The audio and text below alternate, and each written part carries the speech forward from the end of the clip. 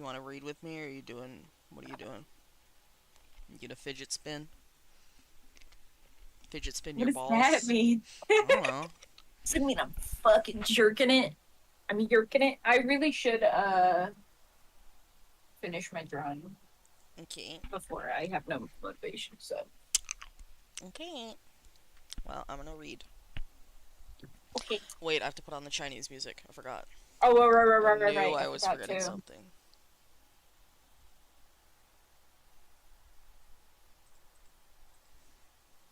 Relaxing ancient Chinese music. Windy Hill. Okay. Okay.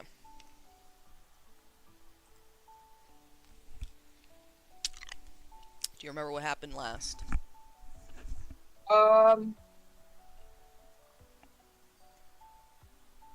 not They specifically. were at the little rundown shrine, and they saw the boy, and then Shilian broke God protocol and talked to him, and was like, "If you don't have a reason for living, make me your reason for living." And then he was Yes. like, and then like Muching and Fengxin were trying to tell him to stop, and then he was like, "Thank you for your flower. It's beautiful. I like it very much." Yes. Okay. Wait, I have to be on the floor because I can't find my fucking pen. Where'd my pen go? Are you ready, or do you need me to wait? Give me a second. Got one thing on my mind. It's Mm-hmm. fucking searching. What the fuck?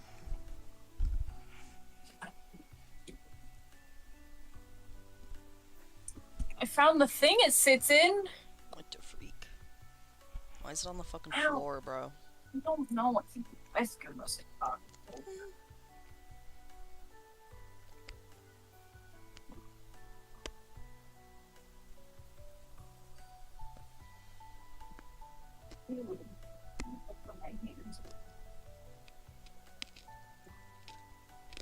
You can start. I just have to find it. Huh? You can start. I just have to find it. Okay. Where's my phone at? Ow! Oh my god. What the fuck is going on down there? This is like what goes on underneath the Sesame Street Muppets. Like, this is I don't what's know what under that the table. means. Under the table, the struggle of it all. Oh, yeah. Where the fuck? Wesker, do it. Well, I'm gonna wait until you're done looking. Because Oh you my god, are you sound like you're fucking with me right focused. now? Did you How find is it? it under there? I don't think I can get my hand there. You gotta get like a broom or something to get it at. You did it. You did it. I'm proud of you. It was, here's the thing. It was under my PC, which is on its own shelf that barely has any Yeah, space. yeah. I know what you're talking about. Okay. Are we ready? Yes. Okay. Sorry. We're on chapter 32. The boy was left completely and utterly stunned. Meanwhile, Feng Xin and Mu Qing both wished they could grow several more arms and legs to smother Shilian, and it was with great difficulty that they finally pulled him back. And yet Shilian effortlessly pushed them away, declaring, "All right, I'm done. I know I broke the rules, but if you just pretend you heard nothing, all will be well. As long as you guys don't say anything, no one will know. It's just this once. Don't say a word, do you hear me?" Mu Cheng looked like he'd been forced to eat a sock. He shook his head, muttering, "I can't believe you," saying something like, "Live on for me," so unapologetically. You're really... Shilian didn't think that what he said was much of anything at first, but hearing Mu Ching, now it sounded like it was quite something indeed, and he flushed bright red. Feng Xin immediately turned stern. "Enough! His Highness already said not to speak of it, so why are you still talking about it?" Yet the corners of his own lips were twitching as he spoke. Shilian couldn't stand it anymore and defended himself. "What? What? What I said clearly worked. Look." The boy sat in a daze for a long while, but when Shilian's voice didn't return, he rubbed hard at his face and reached for the offering plate on the altar. He held it in his arms and started eating the shriveled fruit and refreshments. He chewed and chewed rigorously, looking like a pitiful, vicious, small animal. Shilian bent down to watch him, a smile spreading across his face. "You see?" he said to the other two. "It worked. He refused to eat before, but now he is." "All right, fine, it worked. Because you're a god," Mu Ching said. Right, it worked. Because you're a god," Feng Xin said as well. Shilian straightened and grew serious once more. "Indeed, I am a god. I called you both over because I have come to a decision." In an instant, the relaxed atmosphere turned heavy again. "What do you want us to do?" Feng Xin asked, while Mu Ching queried, "Are we still getting involved?" "We are. It's simple," Shilian said. "There is not enough water in the kingdom of Shenle, so we will go to the kingdoms outside Shenle."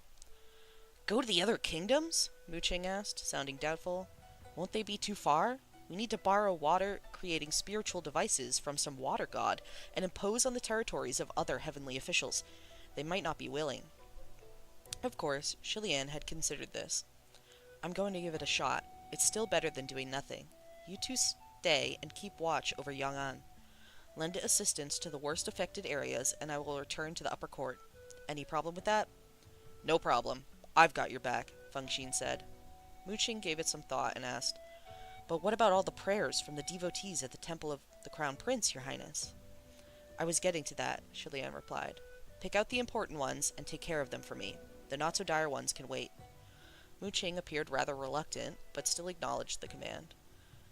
"You're the Crown Prince, so we'll listen to you. But I'd advise not letting them wait too long." Shilian patted their shoulders. Feng Xin and Mu Ching bowed, then departed, leaving only Shilian and the child in the small shrine. As Shilian exited the shrine, he took a brief glance back. However, he didn't stay a moment longer and rushed straight for the heavenly capital. Initially, he had planned to pay a visit to any of the heavenly officials who controlled water, but strangely, they seemed to all be on leave and absent from their respective residences in the heavenly capital. Only the Rainmaster, who didn't reside in the heavens, was on active duty. As Shilian hurried down the streets of the capital, he bumped into a black-clad female official carrying an armload of scrolls. She smiled. "Your Highness, you're finally back." "Nengong, perfect timing," Shilian said, then immediately asked, "Do you know where the Rainmaster's residence is located?" This black-clad woman was named Nengong Ji, and she was a low-ranking official from the Middle Court. Since Shilian's ascension, she was the one taking care of much of the bureaucratic grunt work and related errands. She was well informed about current events and handled cases adeptly, so Shilian thought highly of her. "The construction of Lord Rainmaster's new palace isn't complete yet, but a temporary residence is situated in the kingdom of Yushi in the south," Nengong Ji said. She gave him the address to the Rainmaster's residence, then inquired further, "Why are you looking for Lord Rainmaster?" "Urgent business. Thank you for your help," Shilian said. He was about to leave, but turned back and cleared his throat, sounding embarrassed. "Nengong, you're more familiar than I am with the heavenly officials of the upper court. Can you tell me if Lord Rainmaster likes anything in particular?" When new heavenly officials ascended, the more astute ones would pay visits to the palaces of every official and greet them with gifts as a social salutation. This was pretty much an unspoken rule.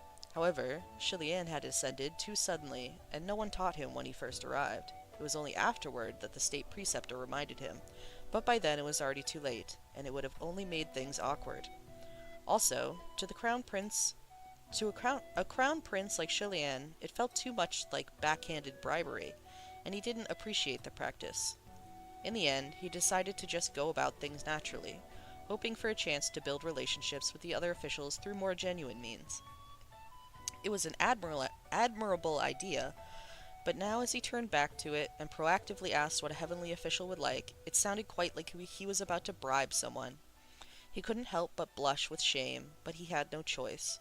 The other gods who resided at the heavenly capital communicated through the spiritual communication array, which would have made negotiation much easier, but the Rainmaster did not communicate in this manner, and Shilian didn't want other gods to misunderstand his intentions, to think that he was looking to borrow spiritual devices for nothing. Nengong Jie immediately understood. Regrettably, I'm afraid I can't help your highness in this matter. Lord Rainmaster is quite low-key. I doubt there's anyone in the entire heavenly realm who knows the Lord's personal interests, myself included. Sorry. Julianne reddened. No worries. Don't take it to heart. Thanks.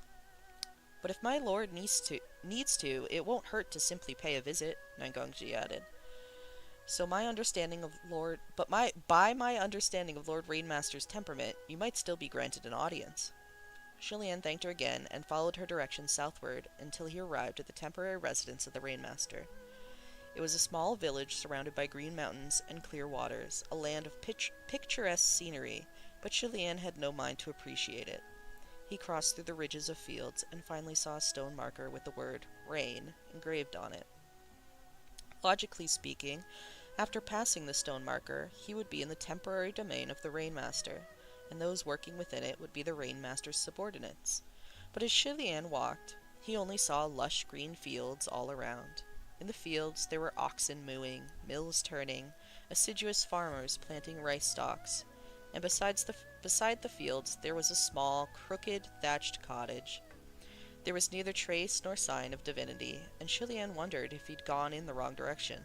Wasn't this simply a small, impoverished farming village?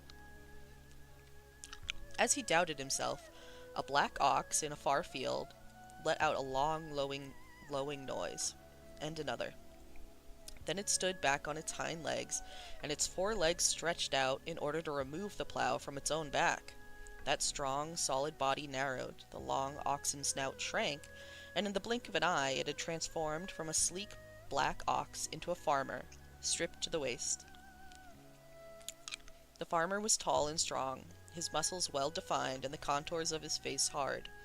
His nose had a polished iron nose ring hooked through it like that of an ox, and a long grass stalk hung from his lips. The other farmers witnessed this extraordinary transformation, but continued to work like it was nothing.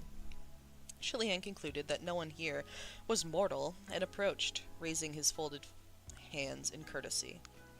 Hello, fellow cultivator. May I inquire whether this is the temporary residence of Lord Rainmaster? The Black Ox farmer pointed to the field bank directly across and replied, Yeah, Lord Rainmaster lives there. Julianne looked around several times before confirming that the only thing in that pointed direction was indeed that thatched cottage. It looked like it would topple from a mere breeze, and it surely leaked on rainy days. Even his most shabby, decrepit shrines looked solider and more respectable than that little cottage. Julianne was amazed. They said the Lord Rainmaster was of royal descent like himself, from the kingdom of Yushi. It was for that very reason that he didn't bring any precious gems or rare treasures as a greeting gift, thinking perhaps that the Rainmaster felt the same way he did about those things, which was nothing. Why live in such destitution after ascension? Maybe it was another form of cultivation? Mindful of his manners, Julianne thanked the farmer and approached the little college, calling with a loud, clear voice, Lord Rainmaster, please forgive this Prince of Shenle for making an abrupt visit without prior notice. There was no response from within the cottage. The farmer ambled over, hauling the plow along after him. Oh, you're the crown prince who ascended at age 17? Regrettably, Julianne said. Nothing regrettable about it. It's just the truth, the farmer said.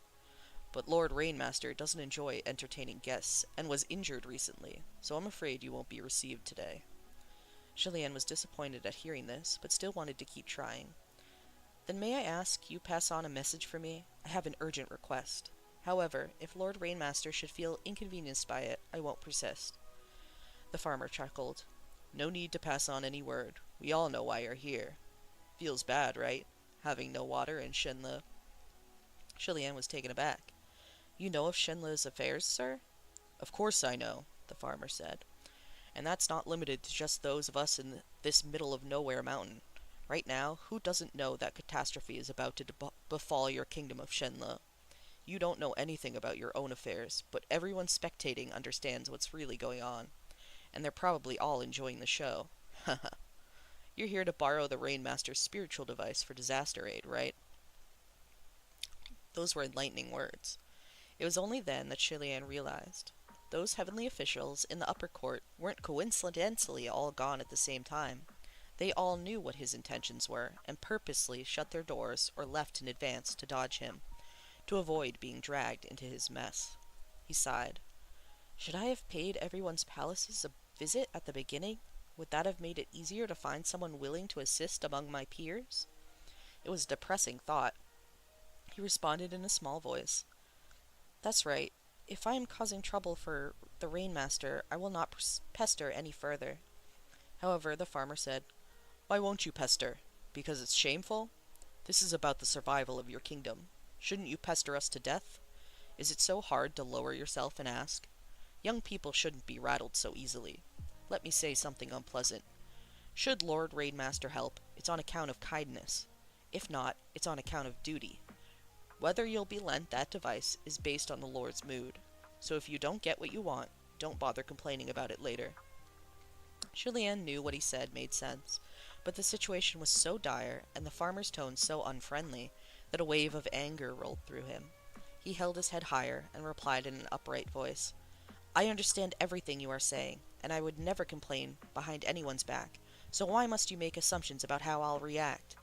I said I will not pester, simply because I do not want to waste my time and cause trouble for Lord Rainmaster in the process. But if Lord Rainmaster would not feel inconvenienced, and all I need to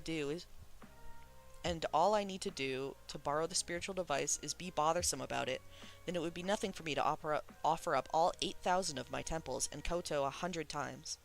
The farmer burst out laughing. You're angry? You have the temper of a child. Here. He tossed something over.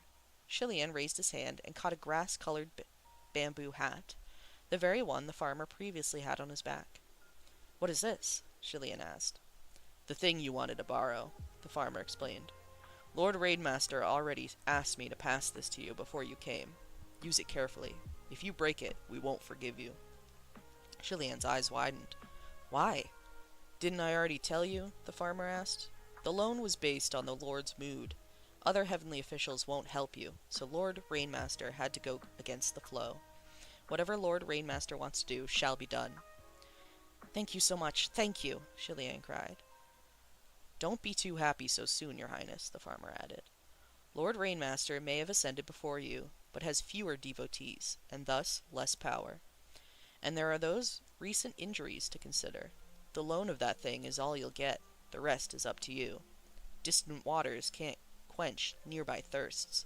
The Rainmaster's hat can only move rain, but not create water. There's not enough water in your Shenle, so you must borrow from other kingdoms, and they may not be willing.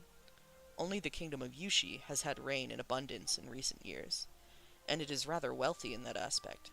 However, there is a great distance to be crossed between the two kingdoms, and every use of that hat will drain an enormous amount of your spiritual power. No matter how much you possess, there will come a day that it runs dry. Julien was keenly aware of how difficult it was to lend one spiritual device to some random person. He bowed deeply to the thatched cottage. I am profoundly grateful that the Lord Rainmaster would lend a helping hand. I will not forget this kindness. Should there be anything I can do to help in the future, pray the Lord Rainmaster does not hesitate to ask for me. Farewell. With the borrowed spiritual device in hand, Julien immediately found a lake in the south and ladled out a large portion of its water with the Rainmaster's hat. Crossing thousands of kilometers, he returned to Yang'an in Shenle. He found the worst affected village, the Bay of Langhe, and flipped the bamboo hat above the clouds. Soon after, a short sprinkling of rain fell from the sky. Julien jumped off the clouds and landed both feet on the ground. The half-dead villagers couldn't believe their eyes. Some rushed out of their homes to cheer under the rain, and others hurriedly brought out buckets of all sizes to collect the water. Julien sighed in relief at the sight of this. He finally managed a smile. Just then, he heard a voice call out from afar. Your Highness! He turned and saw Mu Qing appear from behind a tree, his face dark. Seeing his gloomy expression, Julien knew something was wrong. What is it? Did something happen? Oh god. It's about to get real, Leon. Oh god. How exciting. Chapter 33.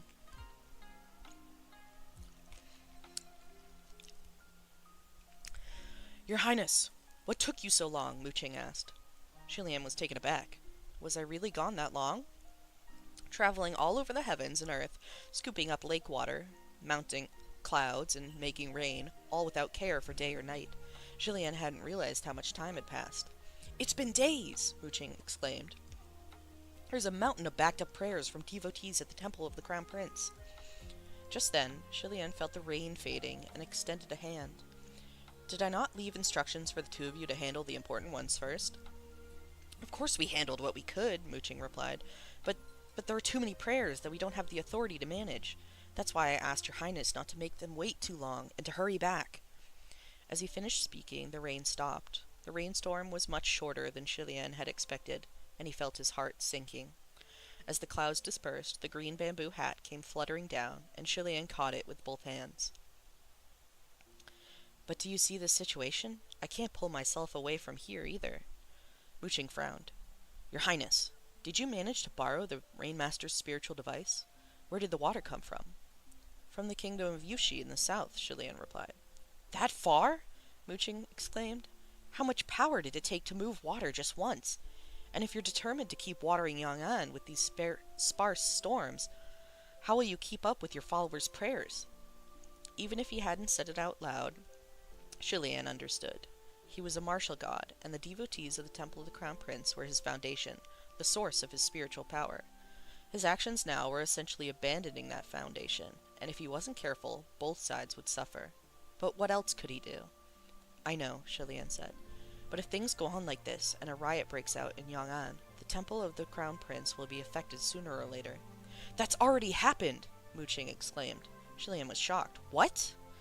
At that, Shilian rushed back to the imperial capital of Shenle. When he arrived at the Grand Avenue of Divine Might, a band of imperial soldiers clad in armor and wielding sharp weapons were marching a line of detained men down the road. The prisoners were unkempt, with their hands and heads locked in cages. Citizens crowded both sides of the road, fury evident on every one of their faces. Feng Xin tensely gripped his black bow, as if preparing for a riot at any moment. Feng Xin! Shilian demanded sharply. Who are those detainees? What crime did they commit? Where are they taking them? Hearing his voice, Feng Xin hurried over. Your Highness, they're all people of Yang'an. There were dozens of men in that line, all tall and gaunt, their skin tanned and dark from the sun. Behind the soldiers trailed several old men and a number of stricken women and children. The ones following behind are as well? Shilian questioned. All of them, Mu Ching confirmed. Over the past several months, at the height of the drought, Yang'an residents uprooted their lives and fled to the east in droves. When it was only a few dozen people, it wasn't obvious, but the flow kept coming, and by now there were more than 500 of them. When a massive, dense crowd like that gathered, it became quite the spectacle. Hold on, I'm going to turn down this music a little. Oh, I forgot to listen. You crazy.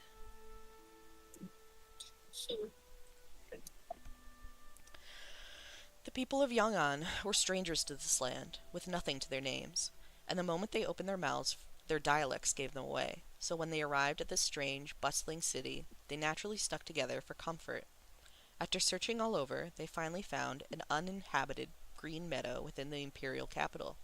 Overjoyed, they built sheds and huts as temporary shelters. Unfortunately, although the field was uninhabited, it was very dear to those of the imperial capital. The culture of Shenle was quite indulgent, and the residents of the imperial capital were leaders in that lifestyle. Citizens would gather in that field to stroll, dance, sing poetry, paint, practice the art of the sword, and so on. Yang'an, on the other hand, had always been poor, so the temperament and the culture of the citizens of this western land were completely opposite to those of the east. Because of this, citizens of the imperial capital often believed that they had the purest Shenle blood, and now their elegant city had been overtaken by a large number of refugees who filled the air with their strange smells and sounds. The constant disruption of laundry and campfires, the stench of stewing herbs and leftovers and sweat, the unending weeping. It made many nearby residents recoil in disgust, and their complaints were endless. Some of the elder of Yang'an's leaders understood their predicament and wanted to move elsewhere, yet the imperial capital was already heavily populated. No matter where they went, it was crowded with people, and there wasn't anywhere else that could settle so many. Furthermore, they had wounded people, sick people, old folks, and children, which made it infeasible to move frequently. They had no choice but to shamelessly, yet cautiously, cling to that meadow. As much as it displeased the people of the imperial capital, the refugees were still citizens of the same country. In light of the ongoing disaster, they tolerated the stranger's presence. Shilian had heard up to that point in the situation report when the band of soldiers arrived at the mouth of the marketplace with the Yong'an men in tow. The soldiers bellowed, "Kneel!" Every one of the men looked indignant, but with blades at their throats they had no choice but to kneel. When the crowd of capital citizens saw the men drop to their knees, some sighed, but others clearly felt vindicated. "According to your report, both sides have tolerated each other thus far. So what happened today?" Shilian asked. Before Fengxin or Muqing could answer, a woman started wailing and crying from the crowd. "You barbaric thieves!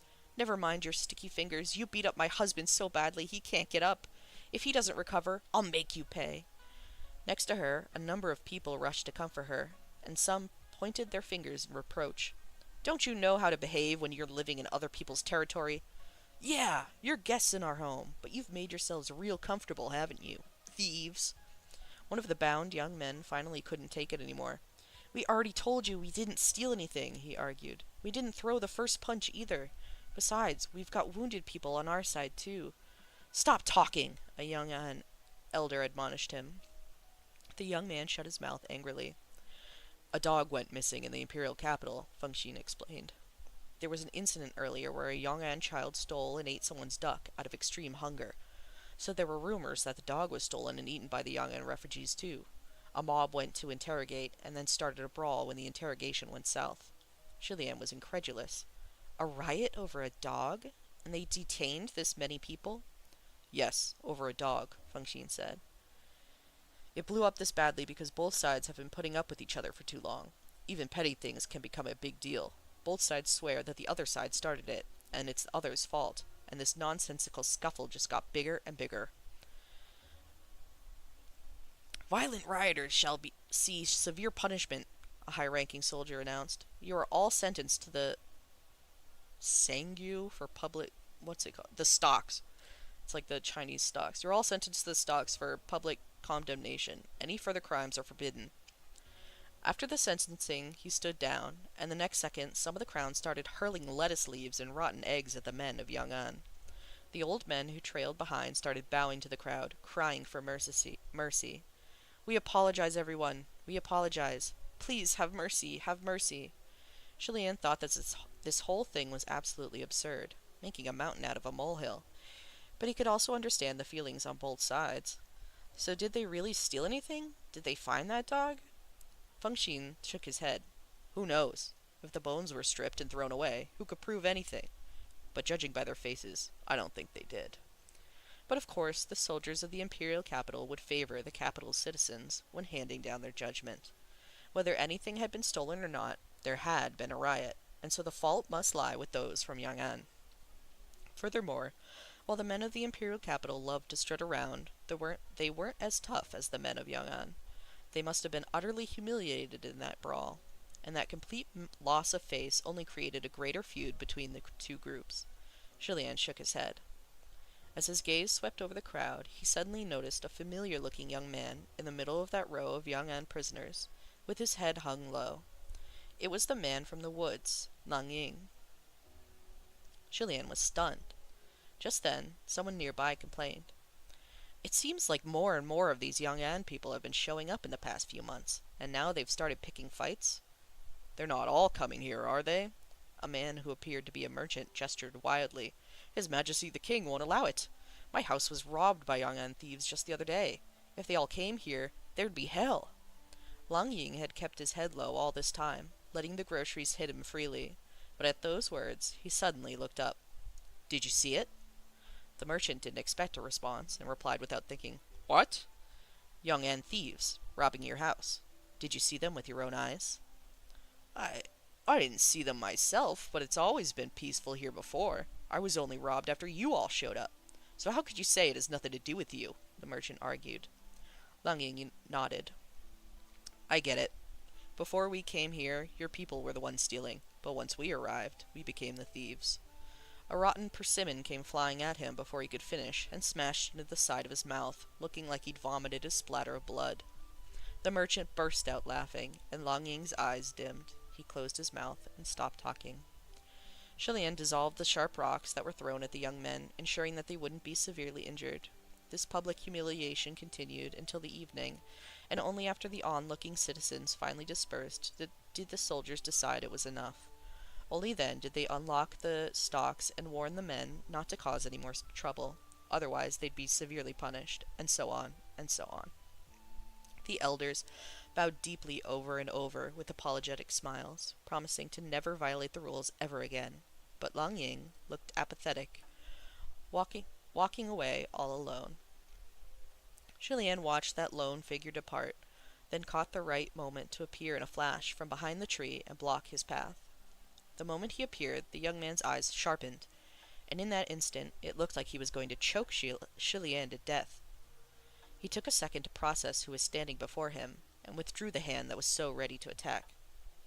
"It's you." Shilian had transformed back into the form of that young cultivator. Lang Ying had almost managed to seize him, which startled Shilian even as he thought, "This man is a little impressive." "I gave you that pearl," he said, "so why didn't you take it back to Young En?" Lang Ying regarded him. "My son is here. I'm here too." After a brief pause, he took the coral pearl from his belt. "Do you want it back? Here." The hand he held out still had marks from the stalks. After a moment of silence, Shilian didn't take it. "Go back. It rained at the Bay of Langur today," he pointed to the sky. "Tomorrow, there will be rain again, I promise. It's certain to be so." But Lang Ying shook his head. "It doesn't matter if it rains or not. There's no going back." Watching his back as he walked away, Shilian was dumbfounded. He only felt endless frustration. Before he ascended, it was like he hadn't had a cloud of worry in his skies. He could do whatever he wanted. Who could have known that after ascension he would suddenly be surrounded by incessant worries, both the worries of others and his own? Had it always been this hard to get something done? He had never felt so lacking, so powerless. Shilian sighed and turned to leave as well. There was a mountain of prayers waiting to be addressed by him at the temple of the Crown Prince. Yet he wasn't the most troubled of all. That title went to the king, for the worries of the king of Shenle had become reality.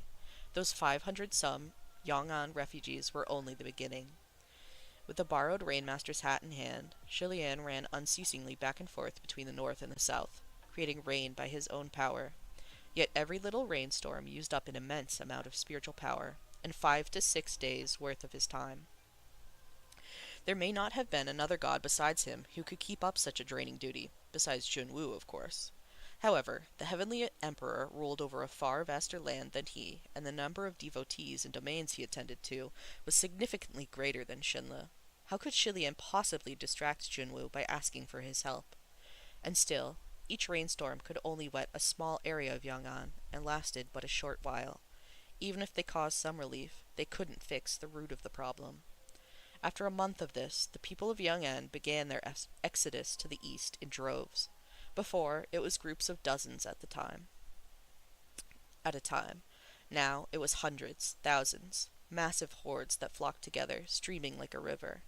After a month, the king of Shenle issued a new decree.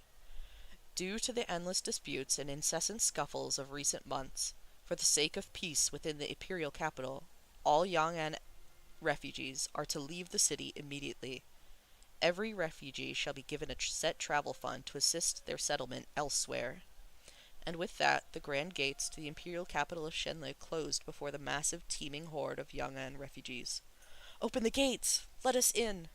The soldiers retreated into the city and pushed the 1,000-ton gates shut.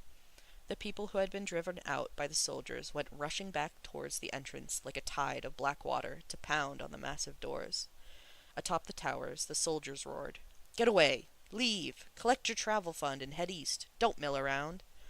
But the Yong'an refugees had turned their backs on their homes, fled their lands, and arrived at the closest city, the imperial capital.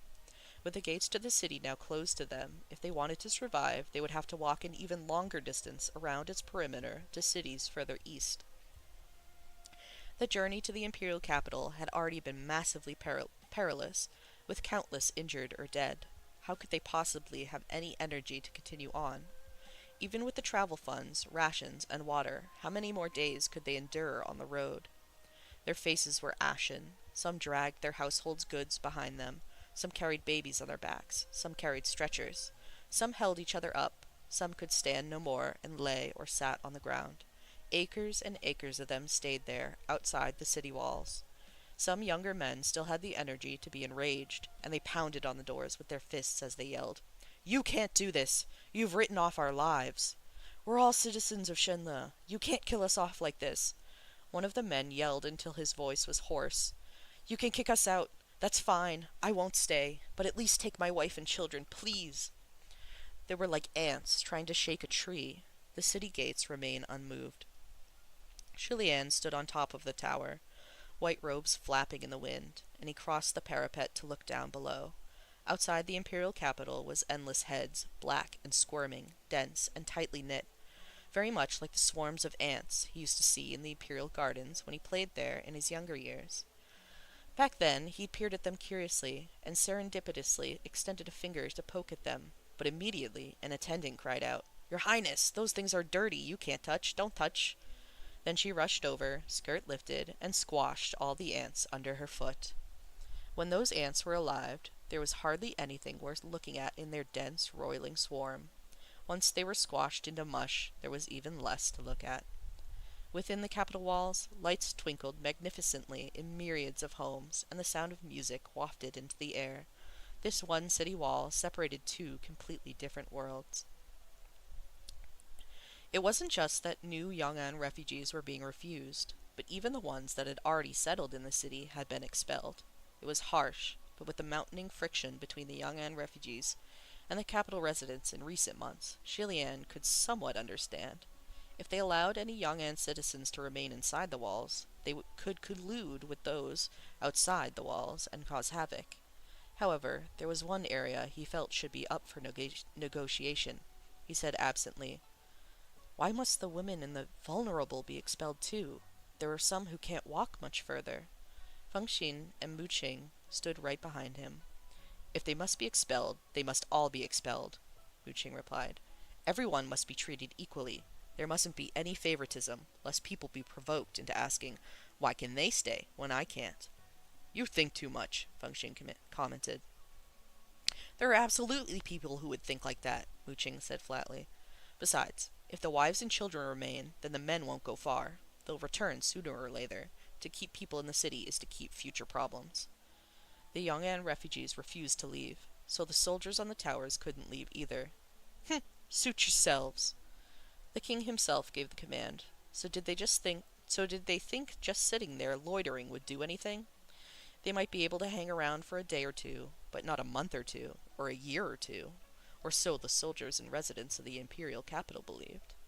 Some Yong'an refugees hopelessly accepted their fate and decided to gamble on traveling further eastward, but their numbers were few.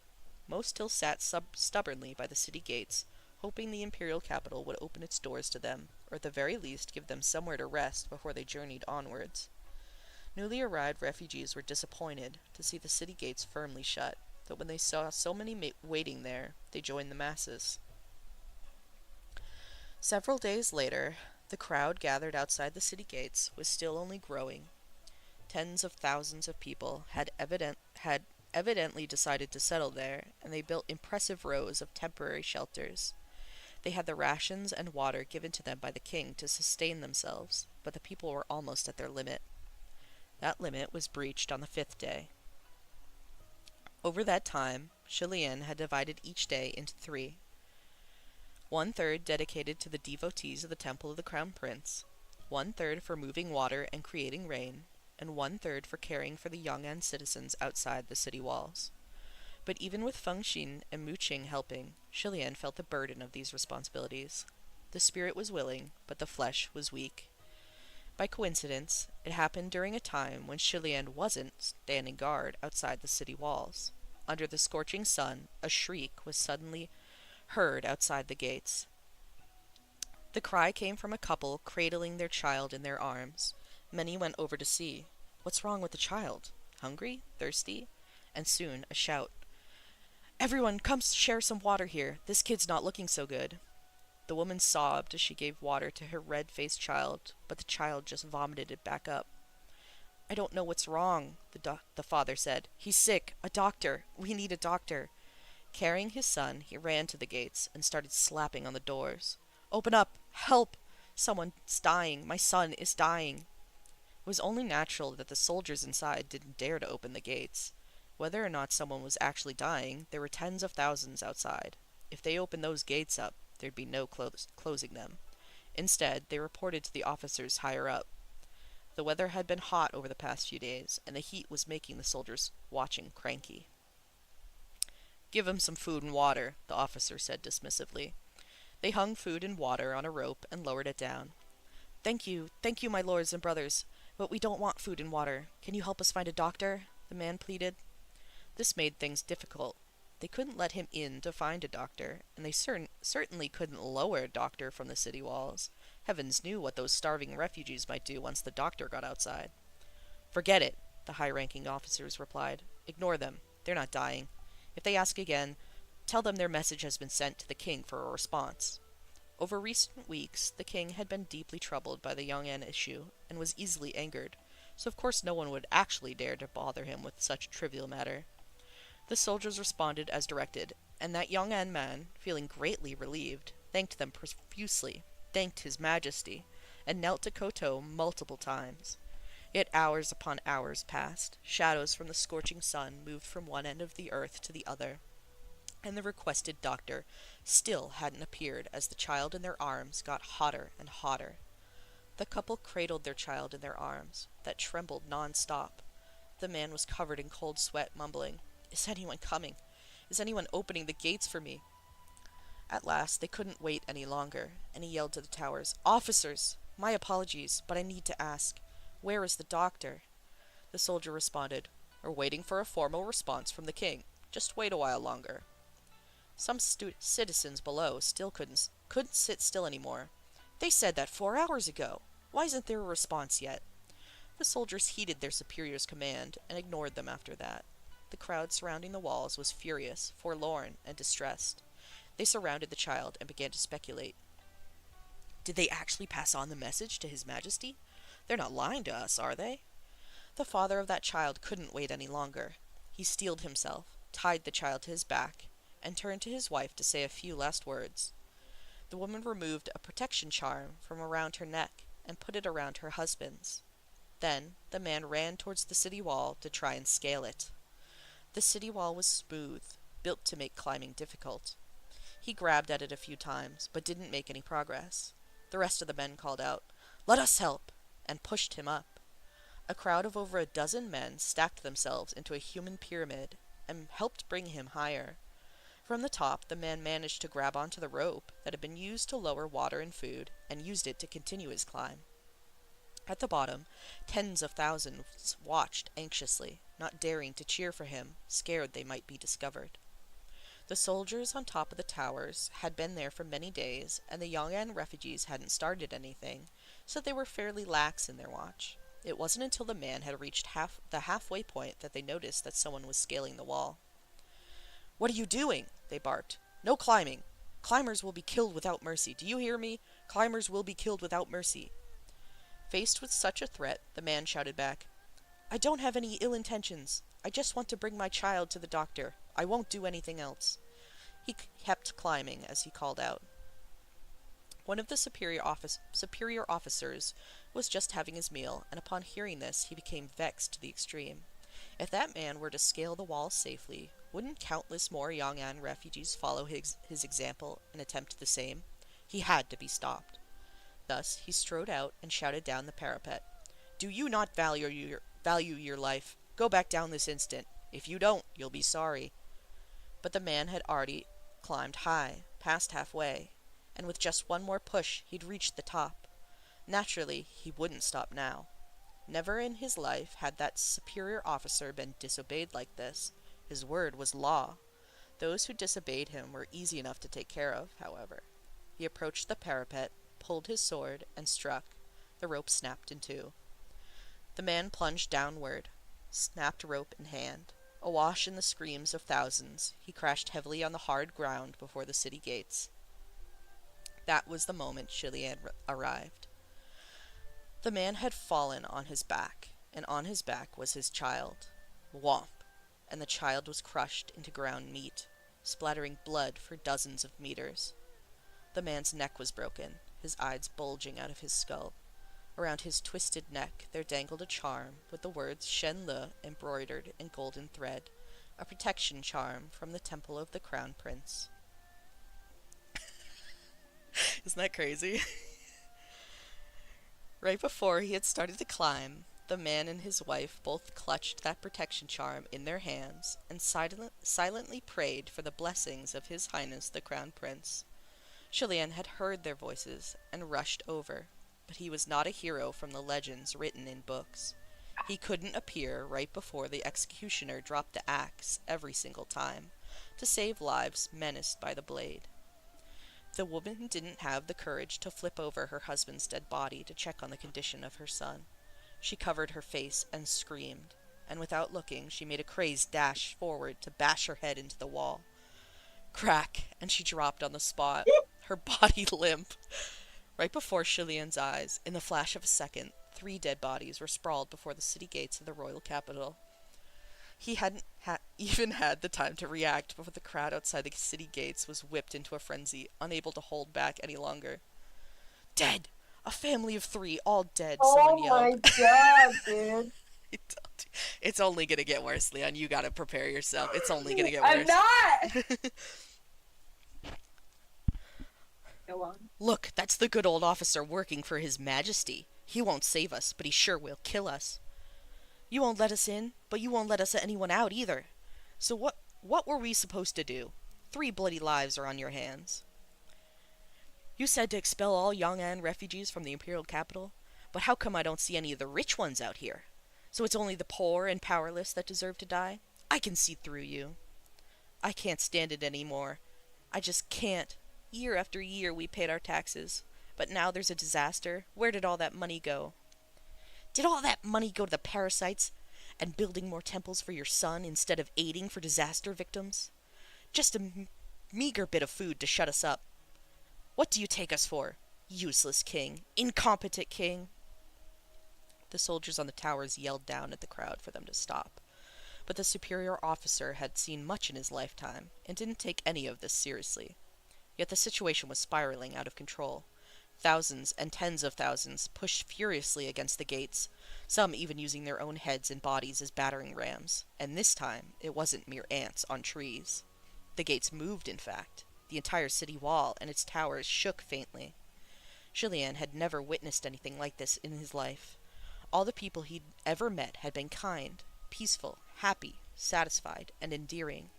Those twisted faces, crying and screaming, forcing him to enter a completely foreign world, and he couldn't help but feel chilled to his very bones. Even against the most horrifying ghosts and demons, he had never felt this way. Just then, there was an angry roar from above. He whipped his head around and saw a tall, gaunt figure choking the officer who had cut the rope and caused the 3 deaths outside the city walls. With a loud, clear crack, the officer's neck was snapped. The other soldiers had no idea how that man had suddenly appeared. Pale with shock, they rushed forward to surround him, brandishing their swords. "Who are you? How did you get up here?" Chilian immediately noticed the man's hands. The flesh was ripped to bits and smeared with blood. This man had scaled that smooth wall with only his bare hands. When the figure turned around, he saw that it was Lang Ying. Lang Ying was calm and collected, even when surrounded by soldiers. He crossed the parapet and threw the corpse of the officer down. Then he jumped off, using the corpse as a stepping stone to break his fall. The moment he jumped, he looked straight at Chilian. But the man wasn't truly looking at Chilian. Instead, he looked right through him to gaze at the imperial palace that towered at the center of the capital. From that day onward, all of the kingdom of Shen Le was thrown into chaos. Wasn't that a good chapter? It's the beginning! It's the beginning! It's the beginning! Oh, fuck up. Can I do another one? Sure. Okay. Chapter 34. For displaced disaster victims like those from Yang'an, to pick a fight against the Imperial Army was a losing battle, a gross overestimation of their own strength. Yet cornered people often possessed the courage to court ruin and fight a losing battle. After that riot, the tens of thousands of Yang'an refugees finally left the city gates and rebuilt their temporary camps some distance away. Still, they stubbornly refused to leave.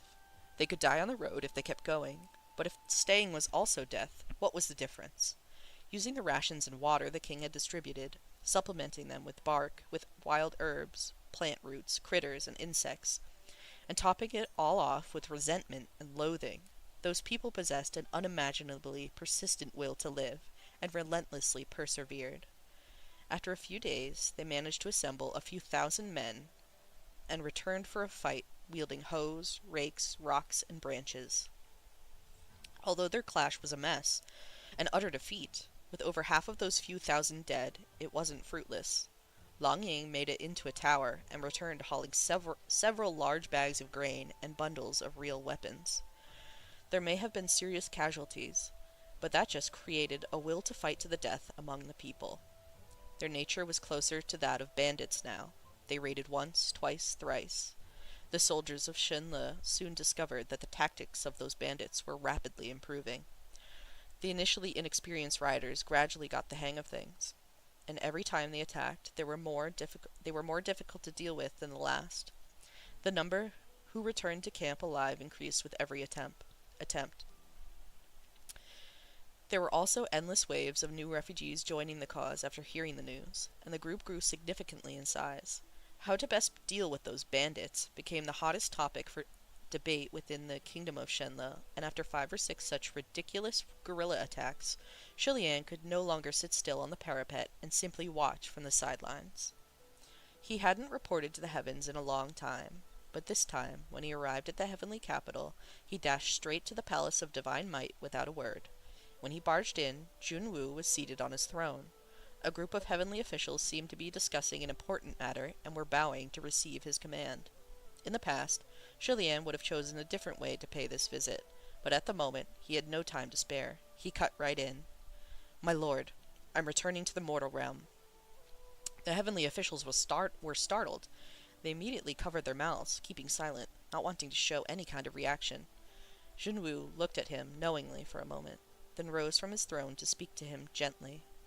"Shenle, I have an idea of what is happening, but you must remain calm." "My lord, I didn't come here to request permission.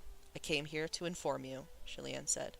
"My people are currently mired in the depths of hell, so please forgive me if I cannot remain calm." "The world has its own destiny," Junwu said. "Do you not realize that if you descend and appear before mortals, it will be a violation of heavenly law?" "If it is a violation, then so be it," Shilian cried. At this, the faces of the heavenly officials changed color. Never had a heavenly official dared to speak such words with so much gusto and so unapologetically. No matter how highly Junwu regarded this young, early ascended prince of Shenle, it was still an act of great audacity. A moment later, Shilian bowed. "Pray, my lord, let me go this once. Just give me a little time.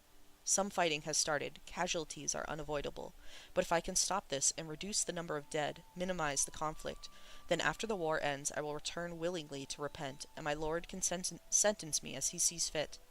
Whether I should be sealed under a mountain for 100 years, 1,000 years, 100,000 years, I will not regret it."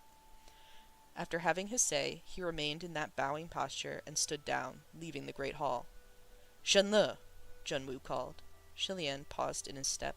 Junwu gazed at him, and then sighed. "You cannot save everyone." Shilian slowly straightened up. "I won't know until I've tried.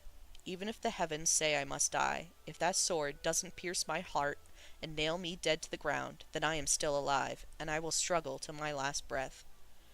Returning to the mortal realm in solid form was unlike all the previous times he descended. Shilian felt like something had been abandoned. He felt light, and at the same time, heavy. His first action was return to the palace at once. The king and the queen were in the imperial study whispering to each other, their faces grave and exhausted. Shilian approached the door nervously at first, but then he calmed himself, raised the curtain, and walked in. "Father." The king and the queen both looked back at the same time in shock. It was the queen who stood up first, crying joyously. "My son!" She extended both her hands and came forward to welcome him. Chilian caught her arms, accepting the gesture. But before the smiles went away, he saw the king's expression grow darker. "Why have you descended?" the king demanded. Chilian's smile froze. Before, when he heard his parents talk about him behind his back, Chilian had thought that his father might miss him, and wasn't as biased against him as it always seemed. He had thought that the king would show at least some degree of pleasure in seeing his return, and that he would surely soften his attitude. How could he expect that the king would react this way, so full of scorn? Chilian's own temper flared. "Why have I descended? Isn't it all because of you?" he replied sharply. "Shouldn't you ask yourself whether you bear responsibility for the situation with Yong An coming to this?" The king's face completely changed, and he countered harshly. "My responsibility? Is that something you can say to me?" His fury made him forget his royal plurals, and the queen teared up. "The situation is already as bad as could be, so why are you two arguing?" "There's no arguing," Chilian said. "We're talking about basic logic. Even if you are the king and my father, if you are the one responsible, why can't I say anything? Why didn't you work harder on disaster relief? If the aid money was completely swallowed by the government checkpoints, why didn't you punish the corrupt officials? If you were fierce like thunder and fast like lightning, jailing them all with no exceptions, there would still be so many parasites who dared to steal? Wouldn't things be better than they are now?" Veins popped on the king's forehead, and he banged on his bureau desk. "Quiet! Do you think the royal treasury is a bottomless well that can fix any leaking hole? Jail them all, if it were that easy. If by just one order from this king it'd work fast like lightning, fierce as thunder, then why has history never seen a dynasty untouched by corruption? What logic do you know? You ignorant child. You dare speak politics with me?" "Fine," Chilian acquiesced. "I don't understand. But even if the imperial capital had no room for the victims to settle, and their expulsion was inevitable, why not provide more for them? Why not appease them properly, and have an army escort them on their journey eastward?" The king's eyes bulged with rage, and he pointed to the sky. "Begone! Get out of here! Get back to the heavens! Just looking at you annoys me. Don't ever appear here again." Chilian had descended with a heart full of fervor, yet the reunion with his parents ended with his father yelling and sending him back to the heavens. Without a word, Chilian gave a curt bow and stood down to leave the imperial study. The queen chased after him as he left and pulled him to stop. "My son." "Mother, don't worry," Chilian said gently. "I'm just going to walk around the imperial capital to check on the situation." The queen shook her head. "My son, I don't understand these political matters, but I understand your father. Throughout the years I have seen he is a king. You can think from the bottom of your heart that he isn't competent, and sometimes I think the same, even if I don't say it out loud. But you can't say that to his face. He's your father, after all. It's devastating to hear you say that he's been neglectful." Chilian opened and closed his mouth. The queen added, "You might have been the crown prince, but you have never been the king. Ruling a nation is different from cultivating. When you first entered the royal holy temple, the state preceptor said cultivation only concerns the heart. Isn't that right?" Chilian nodded slowly, and the queen clutched his hands. "But there are many times in this world when just having a heart isn't enough. You must be capable too, and not just you, but your subordinates as well. They must match you in ability and also share your heart." Chilian remained silent. After a moment he asked, "Is the royal treasury suffering? I don't need temples. Tell him to stop building so many for me. Those golden statues can go." "My child," the queen replied helplessly, "of course your father's bias is showing a little in building temples. He wanted to give you the best, and to make you look impressive in the heavens. But do you know just how many of those 8,000 temples were actually built by your father? You don't know, do you?" Chilian really didn't know, and he pondered briefly. "Half? If your father really used funds from the royal treasury to build 4,000 temples, we wouldn't need to wait for the Yong'an refugees to start anything. The imperial capital would revolt first," the queen said. "So if the royal treasury is empty, where do you think all that money came from?" Your father built maybe 20 temples, and others followed suit, masses of them, wanting to build to curry his favor, to curry your favor. Is that counted among your father's failures too? I. Shilian was stumped. The queen said softly, Your father isn't the greatest king, but he's done his best. Only in this world, simply doing your best isn't good enough. After a pause, she added, Right now, you feel sympathy for those Yang'an refugees, so you blame your father. But they're all his people.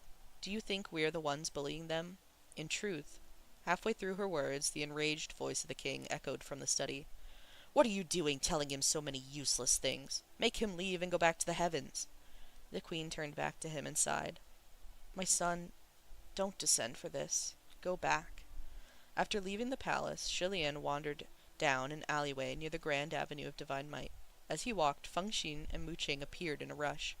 The moment Mu Qing approached, he asked in disbelief, Your Highness, you requested to descend to the mortal realm? You spoke to the Heavenly Emperor? Yes, Shilian answered. Why didn't you tell me first? Mu Qing demanded. What do you mean? Feng Xin asked, puzzled. When he wants to do something, does His Highness have to report to anyone? Mu Qing seemed to be losing it. Why shouldn't he? We're his subordinates, and right now we're all tied together. His every action affects us. So is there something wrong with me wanting to know his plans? We'd have followed His Highness no matter what he does, heaven or earth. He goes his own way. So what are you afraid of? Feng Xin said. You... Mu Qing cut himself off in frustration. I'm not afraid, I'm only... Shilian waved. Enough, stop arguing. Feng Xin and Mu Qing quieted immediately. Just then a crowd of demonstrators paraded down the main street in a long line, thousands of citizens hollering. There will be no peace in the kingdom until Yang'an is exterminated. They've gone too far. They've created too much disorder. They're a cancer. The people of Shenle had never been so aggressive about anything, nor had they ever engaged in such a roaring protest. Shilian couldn't help but think something was amiss. Feng Xin, on the other hand, frowned. How come there's a woman in there? Sure enough, at the forefront of that crowd marched a young woman. She was slender, her skin snow-white, her eyes bright and black, her cheeks flushed not from shyness but from rage, an eye-catching sight. By then, Mu Qing had calmed himself down. His Highness doesn't recognize her? He asked coldly. No, Shilian replied. Feng Xin knitted his brows. She looks a bit familiar. She's one of the catalysts, Mu Qing said. What catalysts? Shilian asked. The catalyst for this standoff. Before, when there were more and more Yang'an refugees surrounding into the capital, some wouldn't quietly mind their own business and went around causing trouble. The court was discussing the matter of expulsion, and word of it was spreading. There was a Yang'an refugee who wanted to avoid being expelled, so he decided to take a risk. One night, he snuck into the house of a wealthy family and kidnapped their daughter. Shilian couldn't wrap his head around this. Why would he kidnap a rich family's daughter if he didn't want to leave? Mu Qing gave him a look. To marry her. The only way a daughter from a good family in the imperial capital would marry a man of Yang'an would be by force. He didn't say it plainly, but Shilian understood. He had never thought that there were actually people out there who would do such a thing, that something like that could happen. A sudden wave of nausea rolled from his chest. Disgusting! Feng Xin cursed angrily on the spot. Just then, a group of aunties rushed over, grabbing and pulling at the young woman.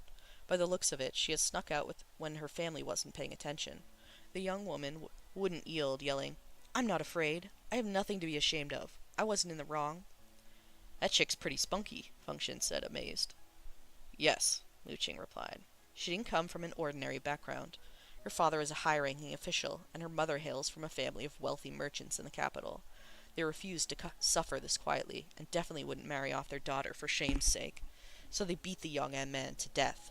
Soon after, all the wealthy merchants and gentlemen of renown in the capital signed a petition that listed every crime the Yang'an refugees had committed since entering the city, and demanded the king jail all of them, and have them severely punished. There's no need to explain where the government officials stand on this. He paused briefly, then said with a casual air, I hear that the girl's father once wanted her to enter the harem and fight for the position of the prince's consort. Your Highness must have seen her face a few times long ago. I'm surprised you don't recognize her. Shilian finally realized that everything was much more complicated than he had imagined. There were two sides to this tumultuous standoff. deeply entrenched within and without. The people were furious, and each side desperately wanted to kill the other. If the king's decree was partial to young Anne, wasn't that a slap in the face to his own people? When at last he decided to distribute some aid from the royal treasury to the young Anne refugees, it probably displeased many of the city's residents. Even more frightening than a displeased enemy was the dissatisfaction of a kingdom's own people. While technically everyone was of Shenle, there were probably very few who believed that now. For so long, Shilian had been standing on high, unaware of all the problems of the mortal realm. However, his father was still in it. As a king, he needed money, he needed people, and in his position, the stress, the pressure, and the compromises he needed to make to solve the problems of his citizens were incomparable to the troubles Shilian knew. When the Yong'an refugees arrived, they took over land, made a racket, stole things, and so on. To the martial gods sitting in a temple, these were all small matters that did not call for such a fury. Simply endure it, and it will pass. However, to the residents of the capital, these were all very real, unmanageable, intolerable tortures, a crisis waiting to erupt. It was only because he wasn't in the thick of it that he could consider these matters simple or trivial. Shilian couldn't help but recall that the king's hair had gone even whiter than the last time he had seen him. Last time, the king had said he was going to dye it, but he probably didn't have the energy to care anymore. When Shilian was younger, he firmly believed that his father was the world's greatest king. But the older he got, the more he realized that wasn't the case. Although his father was king, he couldn't be called a wise or competent one. He was even a little corrupt, and made mistakes often. Without his prestigious status, he was nothing more than a common mortal man. The more Shilian realized this, the more disappointed he became. The king noticed his disappointment and could not accept every disagreeing look, every disagreeing word from Shilian. What he couldn't accept above all, however, was having Shilian see his failures. No father in the world wanted his son to see his failures. Every father wanted his son to see him as the greatest. Yet Shilian had appeared before him at a terrible time just to berate him. "You're making such a mess of things that I had to descend to help you out." As both a king and a father, how could he withstand hearing that?